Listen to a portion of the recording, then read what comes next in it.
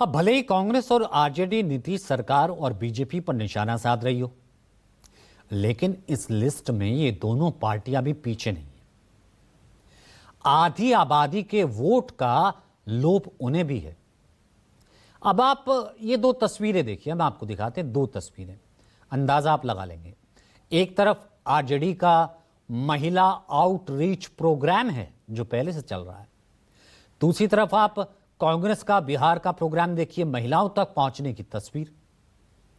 RJD महिला सशक्तिकरण संवाद के जरिए आधी आबादी की बात हो रही है, तो कांग्रेस आज सांसद प्रियंका गांधी को लेकर के पहुंची। पटना के सदाकत आश्रम में शक्ति अधिकार महिला संवाद कार्यक्रम का आयोजित किया गया। ये दोनों पार्टियां भी महिलाओं को लुभाने में लगी हैं।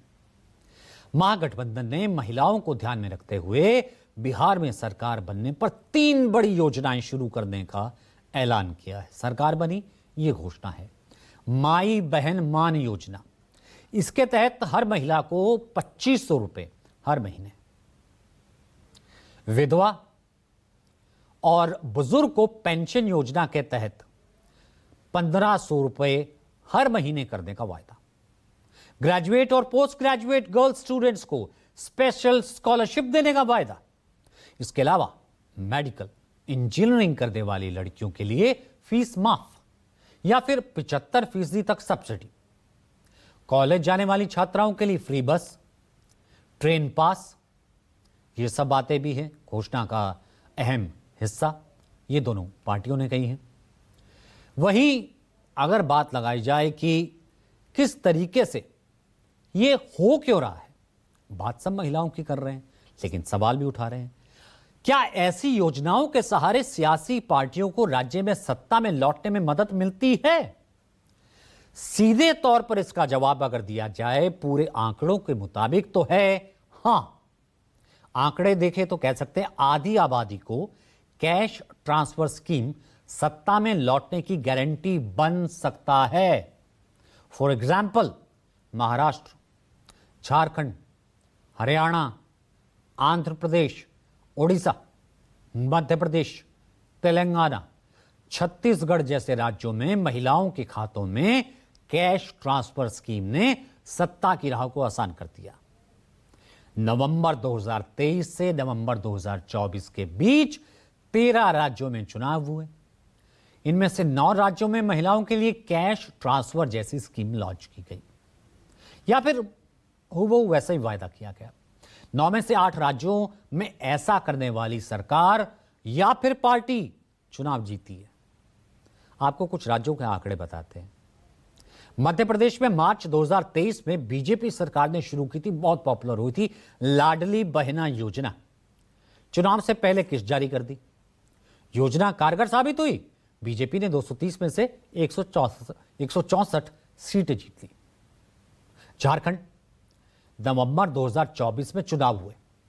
जेएमएम सरकार ने मैया सम्मान योजना लागू की। चुनाव से महिलाओं के खाते में 4000 रुपए पहुंचा भी दिए गए। जेएमएम के नेतृत्व वाले इंडिया ब्लॉक ने 81 में से 56 सीटें ली। हरियाणा, 2024 में बीजेपी सरकार ने लाडो लक्ष्मी योजना का वायदा किया। कहा कि हर महीने 2100 रुपए दिए जाते थे। वादा कारगर साबित हुआ और महिलाओं ने इस वायदे पर भरोसा जता दिया। 90 में से मेजोरिटी 48। आंध्र में चुनाव हुए पिछले साल। एनडीए अलायंस ने सुपर 6 के तहत महिलाओं को हर महीने 1500 रुपए देने का वायदा किया। एनडीए के वायदे का असर हुआ। 175 में से 164 सीटें, मैसिव। लेकिन जो आधी आबादी सत्ता दिलाने की गारंटी है, उसी आधी आबादी के साथ कुछ राज्यों में छल भी हो रहा है। ये महिलाएं जानती भी हैं।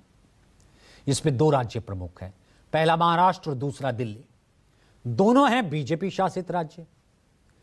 लेकिन सत्ता में आने से पहले महिलाओं से किए गए वायदे को सरकार अब पूरा करने में नाकाम रह रही है।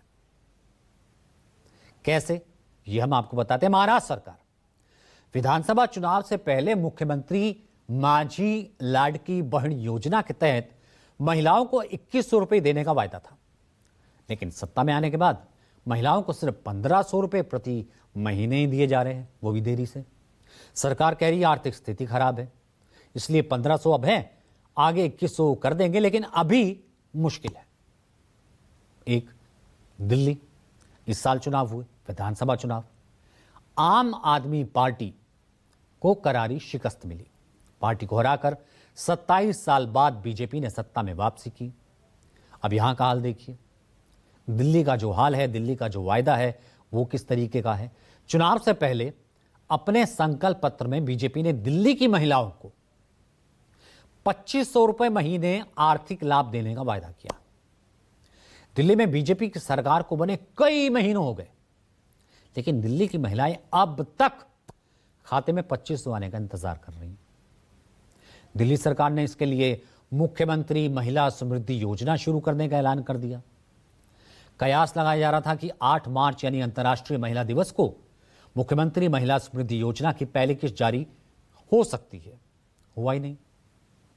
एक तथ्य यह भी है कि ऐसी योजनाओं से सरकारों पर कर्ज का बोझ बेतहाशा बढ़ता गया।